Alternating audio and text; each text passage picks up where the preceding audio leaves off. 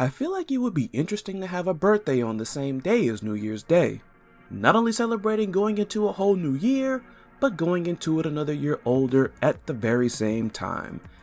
That's how Mai Shiranui has it. While we have yet to get a release date or even character reveals for King of Fighters 15, the iconic kunoichi is more than guaranteed to be a playable character.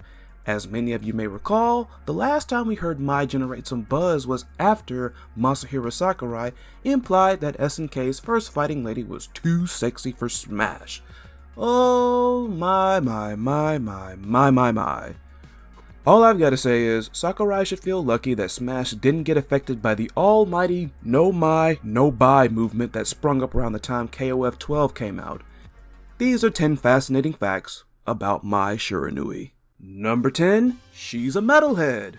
I was gonna say, who'd have thought somebody like Mai would love heavy metal? While she's very proud and fond of the culture of her native Japan, she's also quite fond of modern things such as fashion and heavy metal music. Number 9, she said, "What?" As I'm sure you know, creators of media find many sneaky ways to put inappropriate content into their work with the intent of bypassing censorship. Well, this instance isn't one of them. Be it fueled by some pure misunderstanding or dirty minds, Mai's catchphrase has infamously been misheard as "me bouncy." I never got that. Nipponichi, me bouncy. Nipponichi, me bouncy. I mean, they kinda rhyme, but Also, an old friend of mine misheard it as me freaky.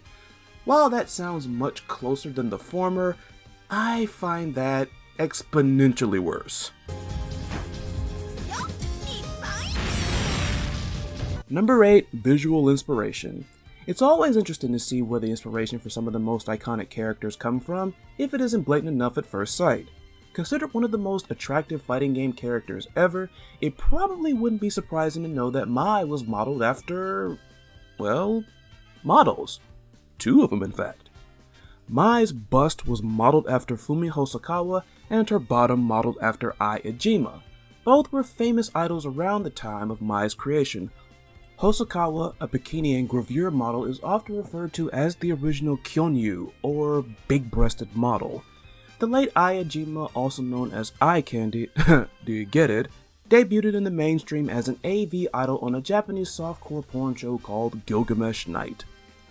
Far as we know, neither of these models ever donned an outfit like Mai's. If you're wondering where that idea came from, someone may have an answer. Number 7, her overall look and costume may have been modeled after an obscure fighting game character. Ever heard of Ranmaru from Battlemaster Kyokuku no Senshitachi? Maybe you have, maybe you haven't, but I'm sure she looks familiar one way or another. The resemblance is so strong you're probably wondering why hasn't there been any kind of legal action taken. The backstory is a bit weird though. A simple search of both games will show that Fatal Fury 2 did come out roughly a year before Battlemaster did. However, Battlemaster's designer claimed that SNK may have modeled Mai after Ranmaru as he pitched the game to the company to have it published for the Neo Geo. SNK turned it down, and it would end up being released for the Super NES instead. While the two of them look incredibly alike, their fighting styles are quite different. Number 6, a male ninja and an idol were her proto-characters. Looking at how Mai turned out, this probably isn't that difficult to believe. She is a kunoichi and has the attractive looks of an idol. The idol character originally conceived also had the name Mai. The male ninja had the incredibly creative working name of Ninja Master. Of course, he ended up getting scrapped. However, the creators did retain one element of his design, his long flowing scarf, which would be transformed into the tassels worn on Mai's back. Who would have thought the fusion of an idol and textbook generic ninja character would result in one of the most iconic characters in fighting game history? Number 5, initially, she wasn't gonna be in Fatal Fury at all. What? I know, right? It's the truth though. Apparently developers were really invested in Ninja Master. He was 60% completed before they gave up and scrapped him for Mai. Imagine if they went on with Ninja Master and Mai never came to be. Who would have gone toe-to-toe with Chun-Li in Death Battle? Probably King, which honestly wouldn't be that bad of a match in and of itself. And who would have been a guest character in DOA 5 and DOA 6? Yuri Sakazaki? Now that you mention it, Yuri vs Hitomi would be a pretty good clash. And speaking of DOA, number 4, she's arguably the first returning guest character in a fighting game series. I say arguably because some may contest that Sonic the Hedgehog is the first ever returning guest character in a fighting game, first appearing in Super Smash Bros. Brawl and then returning in the next 2 Smash games.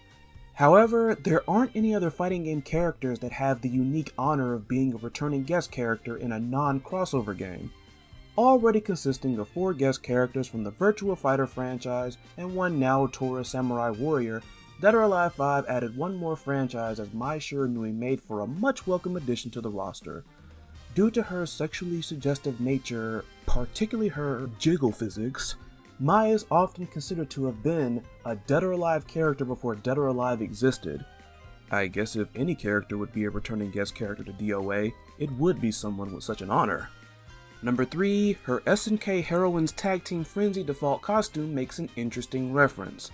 This was kinda sneaky and pretty clever on SNK's part. One look at Moo Cow Mai and lots of dirty minds would have exploded, thinking that the costume was a comical, subtle reference to her top-heavy nature. Another interpretation points to the game SVC Chaos.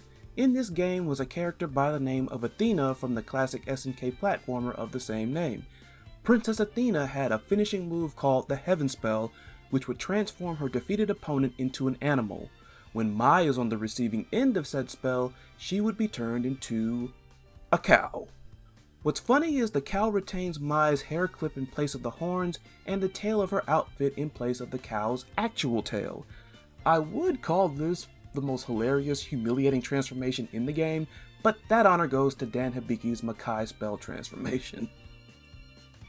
Number 2, she was in the first Samurai Showdown, as a cameo, technically. It's not all that strange to see SNK characters making cameos in other SNK games outside of their own. Ranmaru, despite not being playable in a King of Fighters fighting game, did make a cameo in KOF 13. Terry Bogard made a cameo in Temujin's Art of Fighting 2 ending. Yuri Sakazaki also made a cameo in Garou Mark of the Wolves. While those last 2 cameos are quite elusive, Mai's was quite the opposite.